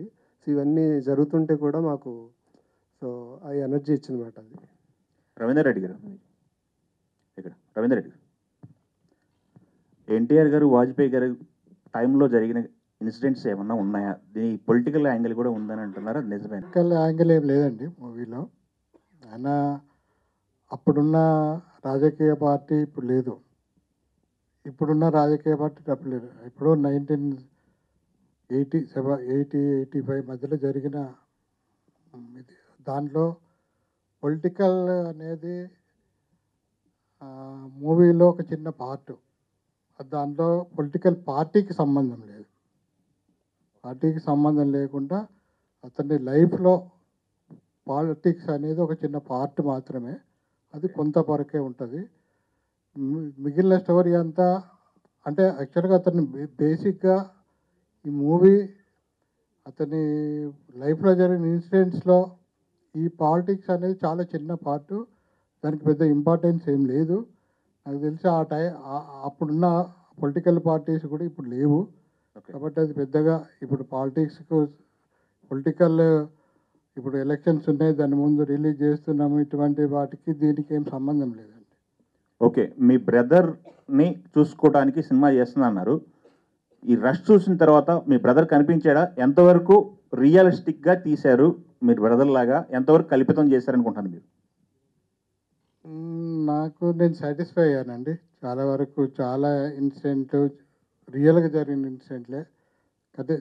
కాకపోతే మీరు ఇందాక బయోపిక్ అన్నారు. బయోపిక్ అంటే రియల్గా ఇన్సిడెంట్సే కానీ దాన్ని బయోపిక్ అన్నారు. ఇప్పుడు అల్లూరి సీతారామరాజు సినిమా కృష్ణది అల్లూరి సీతారామరాజు సినిమా ఎట్లా తీసామో ఇది కూడా అంతే అనుకోవచ్చు. అది బయోపిక్ అనుకుంటే ఇది కూడా బయోపిక్. అట్లనే ఉంటాయి, అన్నీ ఉంటాయి సినిమాలో. అట్లా తీశారు. కాకపోతే రియల్ ఇన్సిడెంట్కు చాలా దగ్గరలో, అంటే నేనైతే 100% సాటిస్ఫై అయ్యాను. చాలా అంటే ఈ తీసిన ఈ సీన్స్ గురించి కంటే కూడా అతన్ని అనేక సంఘటనలు లైఫ్లో జరిగిన చూపించలేకపోయాను అనేది ఒక నాకు ఉందే తప్ప తీసినంత వరకు 100% సాటిస్ఫై అయ్యాను. ఓకే, అయితే జితేందర్ రెడ్డి గారి హిస్టరీ చాలా వరకు తెలియదు. లేదండి, పెళ్ళవలేదు. తను 27 ఇయర్స్ ఏజ్లో చనిపోయారండి. తను అంటే జగిత్యాల ఏరియా వచ్చి జగిత్యాల, కరీంనగర్, ఒకప్పటి కరీంనగర్ జిల్లా, ఇప్పుడు జగిత్యాల కూడా జిల్లా అయింది. కరీంనగర్, జగిత్యాల, గోదావరి కానీ, మంచిర్యాల, వరంగల్ ఆ ఏరియాస్ అంతా కూడా జితేందర్ రెడ్డి పేరు అందరికీ తెలుసు, చాలామందికి తెలుసు. ఇప్పుడు జనరేషన్ 35 ఇయర్స్ గ్యాప్ వచ్చింది కాబట్టి తను ఎవరు అని చెప్తే గుర్తుపడతారు ఇప్పటికీ. Okay, thank you. స్టూడెంట్ లీడర్గా ఆ తర్వాత కొన్ని ఇన్సిడెంట్స్, కొన్ని సమాజంలో జరుగుతున్న కొన్ని సాంఘిక కార్యక్రమాలు అంటారు కదా, అటువంటి వాటి సోషల్ ఎలిమెంట్స్ మీద తను ఫైట్ చేయడం తర్వాత అది లైఫ్ అంటే తను స్టూడెంట్ లైఫ్ నుండి స్టార్ట్ అవుతుంది. అక్కడ నుండి తను లైఫ్లో ఒక్కొక్క ప్రతి దాని మీద ప్రతి సమస్యకు అతను ఏ రకంగా పోరాటం చేసిండు అనేది ఈ మూవీలో ఏమండి చంపేశానండి, చెప్తానండి. విరించి గారు యాక్చువల్గా మీరు ఇంతకుముందు ఇక్కడ సార్ ఇంతకుముందు మీరు చేసిన ఫస్ట్ ఉయ్యాల జంపాల తర్వాత మజ్ను, ఈ రెండు ఏంటంటే ఒక చిన్న rom com kind of things ఉంటాయి, ఎమోషన్స్ ఉన్నా కూడా. బట్ కాకపోతే ఈ సినిమాకి వచ్చేసరికి ఏంటంటే టోటల్గా ఒక డిఫరెంట్ జోనర్. ఇప్పుడు ఆర్టిస్టులు ఎలా అయితే ఒక సినిమాతో హిట్ అయిన తర్వాత వాళ్ళని టైప్ క్యాస్ట్ చేసి అలా వేరే కైండ్ ఆఫ్ సినిమా కూడా చేయొచ్చని ప్రూవ్ చేసుకోవడానికి కూడా ఒక కారణం మీరు యాక్సెప్ట్ చేయడానికి, లేదంటే ఓన్లీ జితేందర్ రెడ్డిలో ఉన్న ఆ సోలే మిమ్మల్ని నడిపించింది ఈ సినిమాకి? అంటే ఎప్పుడు ఒకేలాంటి సినిమాలు చేయడం మనకు కూడా బోరింగ్గా ఉంటుంది. నేను రాసుకున్న స్టోరీస్ కూడా డిఫరెంట్ జానర్స్ ఉన్నాయన్నమాట. నాకు డ్రామా చాలా ఇష్టం. అది ఎనీ జానర్ ఉన్నా కూడా అందులో డ్రామా ఉంటే కనుక, ఇప్పుడు డ్రామాతో పాటు ఒక సైంటిఫిక్ ఫిల్మ్ ఉందనుకోండి, అది కూడా చాలా ఇంట్రెస్టింగ్. డ్రామాతో ఒక హారర్ ఉంటుంది, అది బాగుంటుంది. డ్రామాతో ఒక ఇంకేమైనా ఫ్యాంటసీ అవ్వచ్చు, ఇంకేమన్నా అవ్వచ్చు. అలాగే డ్రామా ఉన్నప్పుడు ఏదైనా కూడా నాకు ఇంట్రెస్ట్ అన్నమాట. సో ఇందులో ఇది యాక్షన్ డ్రామా. సో ఆ విధంగా నేను కనెక్టెడ్. ఇంకోటి ప్రూవ్ చేయడం కోసం సినిమాలు చేస్తే అది కరెక్ట్ కాదు. మనకి ఎమోషనల్గా ఏం చెప్పగలం అనేది అది ఇంపార్టెంట్ కాదు. అంటే మన ఎబిలిటీ ఉంటుంది, బట్ అది రేపొద్దున ఒక స్టార్ హీరో దగ్గరికి వెళ్ళి చెప్పాలన్నప్పుడు ఇంతకుముందు మీరు చేసిన సినిమాలు చూస్తారు ఆటోమేటిక్గా. ఇవాళ జంపాలు ఇవే కనపడింది అనుకోండి, మీరు ఒక పెద్ద యాక్షన్ సినిమా చేస్తారంటే నమ్మకపోవచ్చు. బట్ అలాంటిది కూడా ఒక ప్రూవ్ అంటే మనకు ఒక ట్రాక్ రికార్డ్ ఉండాలంటే ఇలాంటివి కూడా నేను ఏదైనా చేయగలని చెప్పుకోవడం అనేది కూడా ఒక ఇంపార్టెంట్ కదా. సో దీంట్లో మెయిన్ ఓన్లీ యాక్షన్ డ్రామా అనేనా, లేదంటే ఆ యాంగిల్ కూడా ఏమైనా మిక్స్ అయిందా అనేది నాకు. అంటే అదన్నీ ఆఫ్టర్ ఎఫెక్ట్స్ ఏమో, అంతవరకు వెళ్ళలేదు. మేబీ అది హెల్ప్ అవ్వచ్చు తర్వాత ఫర్దర్గా వేరే హీరోస్ చెప్పడానికి. కానీ నాకున్నంత వరకు ఏంటంటే నేను అన్ని జానర్స్ ట్రై చేయాలి. నెక్స్ట్ కూడా డిఫరెంట్ జానర్స్ ఉన్నాయి, అవన్నీ ట్రై చేయాలని నాకు. సో ఛాన్స్ వచ్చినప్పుడు అవన్నీ ట్రై చేస్తాను. సో మేబీ ఇది ఒక లక్కీగా నాకు దొరికింది అనుకుంటున్నా ఈ అవకాశం. అంటే ఇందాక మీరు చెప్తే ఏమన్నారంటే ఒక మహర్షి వచ్చింది నేను ఫార్మర్ సబ్జెక్ట్ చేద్దాం అనుకున్నప్పుడు, అలాగే ఒక రిచ్ అండ్ పూర్ అనుకున్నప్పుడేమో ఒక అలవైకుంఠం. బట్ మన బేసిక్గా ఏంటంటే ఒక రైటర్షిప్ ఉన్నప్పుడు మనం ఒక రైటర్ కింద ఒక స్టోరీ అనుకున్నప్పుడు ఏంటంటే కొన్ని ఎలిమెంట్స్ ఉంటాయి, కానీ దానివల్ల మనం ఆ స్టోరీ మంది ఒకటే అని చెప్పలేము. ఇప్పుడు ఆ టైంలో ఏంటంటే ఇండస్ట్రీలో ఒక 7-8 మంది అగ్రికల్చర్ పైన స్టోరీస్ చేసి తీసుకెళ్తున్నారు అనమాట. ఇప్పుడేంటి ఇండస్ట్రీ అదే రైతుల కన్నా ఫార్మర్ స్టోరీస్ రాసేవాళ్ళు ఎక్కువైపోయారు అనిపించింది ఆ టైంలో నాకు. సో అది పక్కన పెట్టామాట. అలాగే రిచ్ అండ్ పూర్ స్టోరీ కూడా పూర్తిగా అలా ఉండదు. అలాంటి ఉయ్యాల జంపలో కూడా నాగ చైతన్య సినిమా ఉంది, బావా. ఏం సినిమా అది? 100% లవ్. 100% లవ్ వచ్చిందని ఉయ్యాల జంపాలు కూడా చాలామంది పక్కన పెట్టేశారు ఆ టైంలో. ప్రొడ్యూసర్ కూడా అంటే బావ మరదల టాపిక్ వస్తే అంటే ఎందుకు ఇది ఇప్పుడు వద్దు అని చెప్పి పక్కన పెట్టేస్తారు కదా. అలాగే తప్ప పూర్తిగా సంబంధం ఉండదు. మళ్ళీ ఆ సినిమాలు చేస్తాను నేను, కాకపోతే ఆ టైంలో వెంటనే వస్తే బాగోదు అన్నట్టు అలా ఆల్మోస్ట్ మెటీరియల్ అయ్యి షూటింగ్కి వెళ్ళే ముందు ఆగిపోవటం వల్ల అవి ఆగిపోయినాయి అన్నమాట. అంటే నాని గారు ఒకసారి ఏం చెప్పారంటే విరించి అందరిలో ఇక్కడ ఉండడం హ్యాపీగా భీమవరంలో కూర్చొని స్టోరీ రాసుకుని వస్తాడని చెప్పి అన్నారు. మరి భీమవరంలో కూర్చున్న మీకు కరీంనగర్లో ఉన్న ఆయన ఎలా స్టోరీ లేదు, కనిపిస్తుంది? భీమవరం లేదు, అంటే ఇక్కడే హైదరాబాదే. అంటే ఆ టైంలో అలా చెప్పారు యాక్చువల్గా. అయితే లేదు, అంటే ఇక్కడే తెలియదేమో సరిగ్గా నా గురించి. రాకేష్ గారు, అంటే ఇది విరించి వర్మ లాంటి ఒక అంటే వెల్ నోన్ డైరెక్టర్ వచ్చి చెప్పబట్టి ఓకే చేశారా, లేదంటే ఎవరు వచ్చి చెప్పినా చేసేవాళ్ళు ఈ స్టోరీ? ఫ్రాంక్గా చెప్పాలంటే విరించి దగ్గర ఇలా ఒక కథ ఉందన్నప్పుడు ఫస్ట్ ఎక్సైట్ అయ్యానండి. విరించి వర్మ తను 2 సినిమాలు ఇష్టం నాకు, కానీ కథ వినిన తర్వాత అది మారిందండి. అది చాలా సెకండరీ అయిపోయింది, కథ అనేది ముందుకు వచ్చేసింది. సో అంటే బేసిక్గా ఏంటంటే ఇంతకుముందు మీరు బాహుబలి చేసిన తర్వాత ఒక సినిమా కూడా చేశారు, అది పెద్దగా ఫేర్ చేయలేదు కదా. అంటే ఈ జితేందర్ రెడ్డి లాంటిది ఏంటంటే అందరికీ ఇప్పుడు అల్లూరి సీతారామరాజు ఈ కైండ్ అనుకోండి అందరికీ తెలిసింది కాబట్టి దాని మీద ఆల్మోస్ట్ ఒక ఇంట్రెస్ట్ క్రియేట్ అవుతుంది. బట్ జితేందర్ రెడ్డి లాంటి ఒక ఈ బయోపిక్ అనేది చాలా కొద్ది మంది మాత్రం ఒక ఏరియాకి మాత్రం తెలిసిన స్టోరీ కదా. సో దీన్ని అంత లార్జ్ స్కేల్లో చెప్పాలన్నప్పుడు దానికి మీరు ఎంత ఎఫర్ట్ పెట్టాలి, నేను ఇంత టైం కేటాయించాలన్నప్పుడు మరి మీకేం భయం అనిపించలేదా? What's next after Jitender Reddy? అది ఎంతవరకు అంటే నన్ను ఓన్ చేసుకుంటారా లేదా ఆ క్యారెక్టర్లో ఓన్ చేసుకుంటారా అనేది ఈ డిఫరెన్షియేషన్ ఏం కనిపించలేదు మీకు? ఫస్ట్లీ మీరు అడిగిన దానికి అంటే ఎక్కువ కంటెంట్ లేదు అని అన్నారు కదండి, అది నేను అడ్వాంటేజ్గానే తీసుకున్నాను. ఎందుకంటే అది ఆల్రెడీ చాలా మటుకు ఉందనుకోండి, ఇంటర్నెట్లో ఇప్పుడు మీరు కొట్టినా కూడా ఎక్కువ రాదు. అది అడ్వాంటేజ్ కదా, ఎందుకంటే మన ఫ్రెష్ ఒక స్టోరీ టెల్లింగ్ ఉంటుంది. అంటే జనాలకి తెలుసు అప్పుడు జగిత్యాల వాళ్ళ చుట్టుపక్కల ప్రాంతంలో. సో అక్కడి నుంచి తీసుకుని అండ్ రవీందర్ గారికి కూడా తెలుసు కాబట్టి అది నాకు ఇంట్రెస్ట్ అనిపించింది. అండ్ ఎవరికి చెప్పదు తర్వాత ఇలాంటి స్క్రిప్ట్ అనేది అదే ఎవరికి చెప్పదు అనేది చాలా simple townish boy next door type.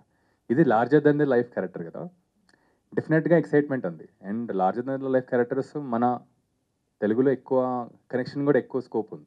అయితే ఇక్కడ రెండు ఉంటాయి లార్జర్ దాన్ లైఫ్ క్యారెక్టర్స్ చేస్తున్నప్పుడు. అది కనుక షూర్ షాట్ హిట్ అయ్యి ఇది చేస్తే నెక్స్ట్ లెవెల్కి వెళ్తుంది కెరీర్. ఒకవేళ అదేమన్నా మిస్ఫైర్ అయితే కనుక ఏంటంటే నెక్స్ట్ మనకి అంటే మినిమం చేసుకునే క్యారెక్టర్స్ ఉంటాయి కదా, అవి కూడా వచ్చే ఛాన్సెస్ ఉండవు. రెండు రకాలు ఉంటాయి అంటే మరి దాన్ని ఎలా ఆలోచించారు దాన్ని చూస్ చేసుకునే ముందు? అది రిస్కే అండి, but I thought story and character strong ఉంది కాబట్టి అది తీసుకుని వెళ్ళిపోదామని.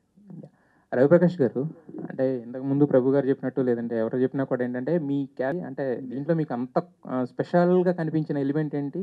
మీరు ఫస్ట్ టైం ఒక సినిమాను ప్రమోట్ చేయడానికి మీరు ఒక స్టేజ్కి రావడం అనేది? ఇందులో పర్టికులర్గా చెప్పాలి అంటే ఇందాక రాకేష్ చెప్పినట్టు 4 పిల్లర్స్ ఏవైతే రాకేష్ చెప్పాడో, అటు ప్రొడ్యూసర్ గారు కానీ, డైరెక్టర్ గారు విరించి గారు కానీ, అలాగే కెమెరామెన్ జ్ఞానశేఖర్ గారు అండ్ మా ప్రొడక్షన్ చూసుకున్న వాణి గారు, వీళ్ళందరూ ఏంటి అంటే when a proper story and when a proper character is being portrayed with a proper support of these kind of people, అదేంటంటే మనం సినిమాతో కనెక్ట్ అయిపోతాం, ఆ ప్రాజెక్ట్ తోటి కనెక్ట్ అయిపోతాం. సో డెఫినెట్లీ దీని ప్రమోషన్కి రావాలి అంటే ఫస్ట్ ఆఫ్ ఆల్ అసలు విరించి ఇలా April 3rd ఉంది ప్రోగ్రామ్, కానీ డెఫినెట్గా ఏ పని ఉన్నా సరే నేను వస్తాను అలా అనిపించింది అనమాట. ఎందుకంటే ఆ ప్రాజెక్ట్కి ఉన్న కనెక్షన్ అలాంటిది. రవీందర్ రెడ్డి గారు, ఇప్పుడు మీ బ్రదర్ స్టోరీ అందరికీ చెప్పాలి అని అనుకున్నారు, అదంతా ఓకే. బట్ కాకపోతే ఏంటంటే దాని నుంచి ప్రాఫిట్స్ ఏమైనా ఆశిస్తున్నారా, లేకపోతే జస్ట్ స్టోరీ తెస్తే చాలు అనుకున్నారా? స్టోరీ తెలియజేయాలనేది ఇంటెన్షన్ అండి. అన్ని తన స్టోరీని ఇప్పుడున్న జనరేషన్కు తీసుకెళ్ళాలనేదే ఉద్దేశము. సరే ఇది డబ్బులు ఇదన్నీ కూడా అది సెకండరీ, స్టోరీ తెలియజేయడమే చాలా ఇంపార్టెంట్. రాకేష్ గారు, ఫేస్ మెయిన్ ఫేసు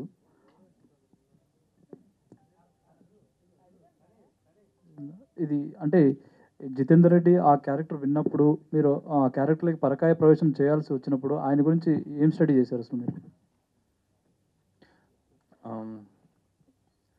రవీందర్ గారి దగ్గర అయితే ఫుల్ ఇన్ఫర్మేషన్ ఉందండి. ఫస్ట్ అయితే నేను ఇక్కడికి వెళ్ళే కన్నా ఫస్ట్ రవీందర్ గారితో అండ్ వాళ్ళ ఫ్యామిలీ మెంబర్స్తో కూర్చుని అక్కడి నుంచి స్టార్ట్ చేస్తే కరెక్ట్ అనిపించింది. సో విరించి మేమందరం కూర్చుని ఇన్ఫర్మేషన్ తెలిసిన తర్వాత అది అనుకున్నామండి, ఎలా కూర్చుంటే బాగుంటుంది, ఎలా నుంచుంటే బాగుంటుంది, ఎలా నుంచుంటారు, నేను ఎలా మాట్లాడతారు వాళ్ళు.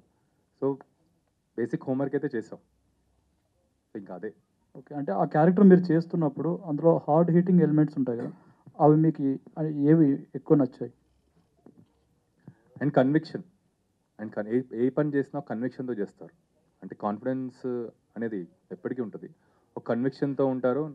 సో అది నచ్చింది నాకు ఆయనలో. ఓకే అండి, రవీందర్ రెడ్డి గారు, అంటే మీ బ్రదర్ స్టోరీని చెప్పడానికే మీరు ఇండస్ట్రీలో జరుగు ముందు ఏం ఆలోచించలేదండి. అసలు ఈ మూవీ స్టార్ట్ అయ్యకముందు, ఈ మూవీ షూటింగ్ స్టార్ట్ చేయకముందు నేను ఎప్పుడు కూడా అసలు షూటింగ్ కూడా ఎప్పుడు చూడలేదు. అటువంటిది సరే కేవలం ఈ మూవీని తీసుకురావాలనే ఉద్దేశంతో తీసాము. సరే ఫర్దర్ తర్వాత ఏంటి అనేది ఇప్పుడైతే ప్రస్తుతానికి ఏం ఆలోచించలేదు.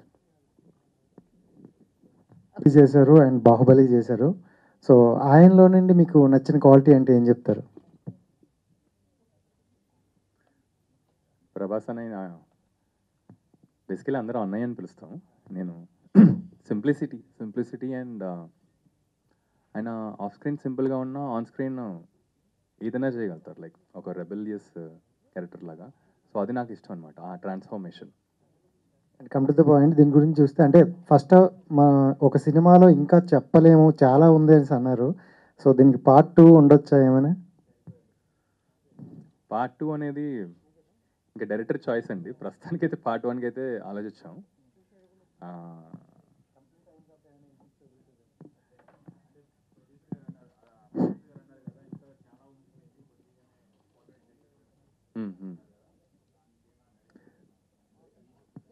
ప్రస్తుతానికి అయితే పార్ట్ 1 అనే తీసాం.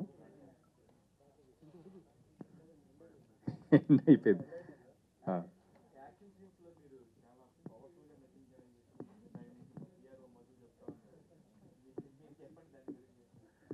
బేసికలీ యాక్షన్ స్క్రిప్ట్స్, యాక్షన్ కథలు చాలా ఇష్టం అండి. నాకేంటంటే ఎక్కువ యాక్షన్ కథలు అనేది ఈజీగా అంత దొరకవు కూడా. దొరికినా అంత కన్విన్సింగ్గా ఉండదు. సో నాకు ఎప్పుడైతే ఇది దొరికిందో నాకు ఇంకా అమ్మా ఇది ఫుల్ మీల్స్, ఇంకా మనం ఆల్ అవుట్ వెళ్ళిపోవచ్చు దీని మీద అని, ఇంకా అలా. రాకేష్ గారు, this is Chandu, anchor from filmy looks. So మీరు ఇండస్ట్రీలోకి వచ్చి 10 to 12 years అవుతుంది అండ్ మంచి సినిమాలు చేశారు, మంచి క్యారెక్టర్స్ చేశారు. ఇందరూ మీరు మాట అన్నట్టు నాకు సరైన బ్రేక్ రాలేదు అని అన్నారు. సో దానికి రీజన్ ఎప్పుడైనా అబ్జర్వ్ చేశారా, లేకపోతే ఏదైనా విషయం నుంచి మీరు రిలీజ్ అయ్యారా? నేను ఎందుకు ఇంకా కొంతమందితో కంపేర్ చేసుకుంటే కొంచెం బ్యాక్ ఉన్నాను, ఇంకా నేను అనుకున్నది ఇంకా స్టార్డమ్ లేకపోతే బిజీ హీరోగా కానీ యాజ్ ఆర్టిస్ట్గా కానీ ఇంకా బిజీ అవ్వలేదు, ఏమన్నా మీలో ఉన్నాయి మైనస్లు? అంటే కొంచెం మొహమాటం, లేకపోతే ఏదైనా ఒక సినిమా గురించి వెళ్ళి డైరెక్టర్ని నేను ఈ క్యారెక్టర్ చేస్తాను అడగపోవటం, ఇలాంటివి ఏమైనా ఉన్నాయి? అంటే నేను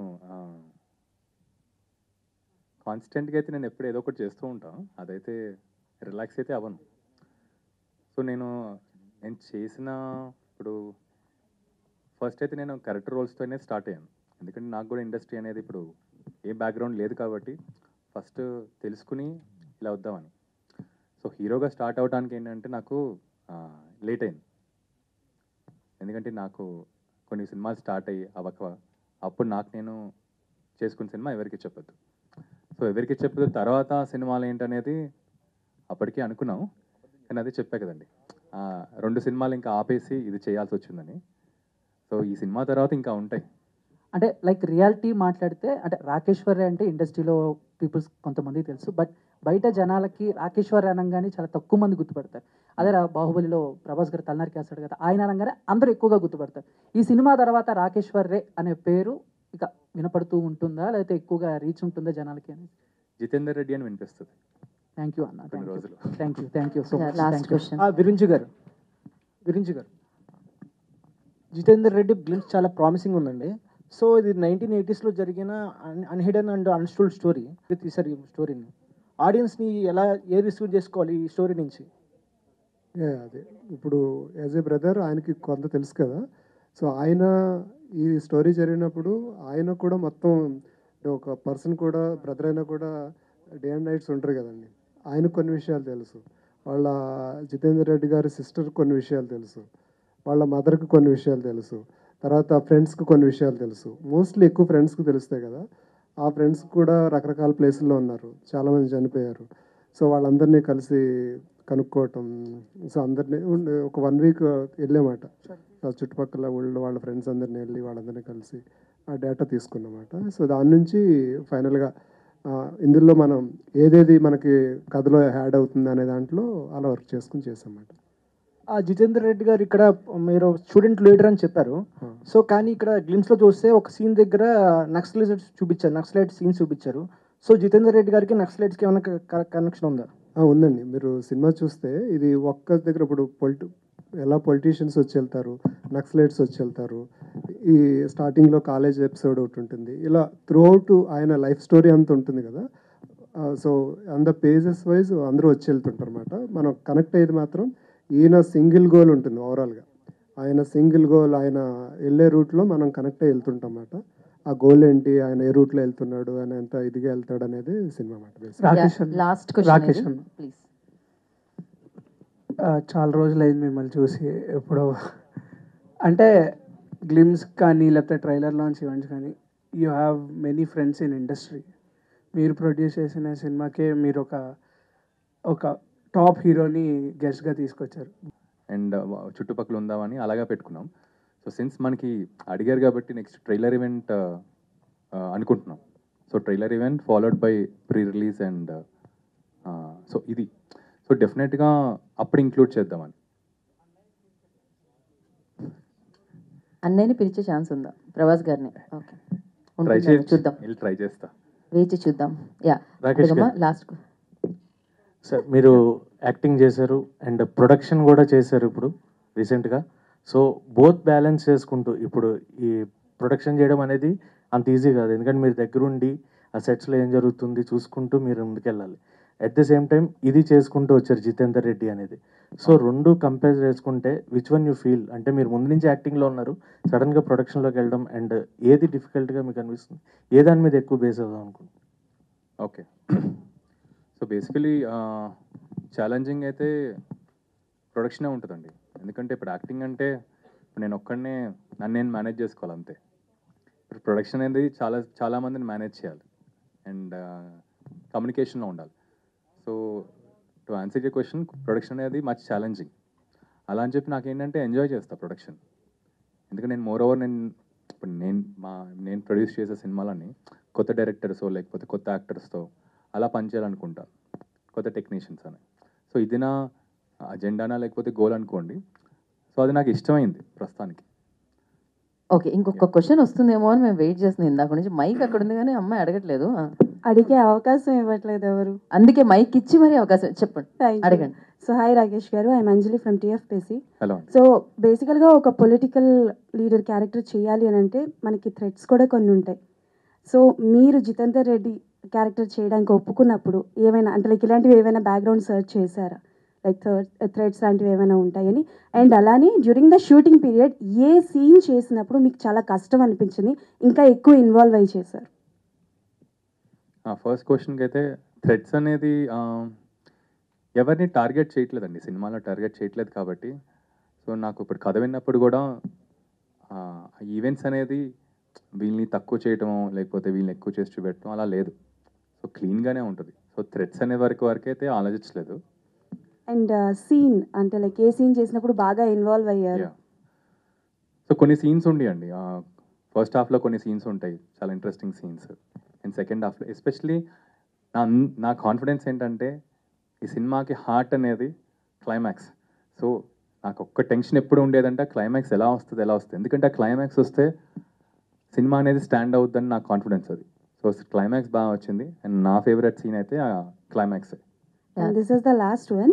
సో ట్రైలర్ టీజర్ రిలీజ్ అయిన తర్వాత, ఫస్ట్ గ్లిమ్స్ రిలీజ్ అయిన తర్వాత ఇండస్ట్రీ నుంచి వచ్చిన ఫస్ట్ రెస్పాన్స్ ఏంటి అండ్ ఎవరి దగ్గర నుంచి వచ్చింది? ఇప్పుడే రిలీజ్ అయింది కదా, ఒకసారి ఫోన్ చూసుకుందాం తర్వాత మెల్లిగా. అసలు ఆ చాయిస్ ఇవ్వలేదు, ఆ ఛాన్స్ ఇవ్వలేదు మనం. ఇప్పుడే గ్లిమ్స్ వచ్చింది కాదు.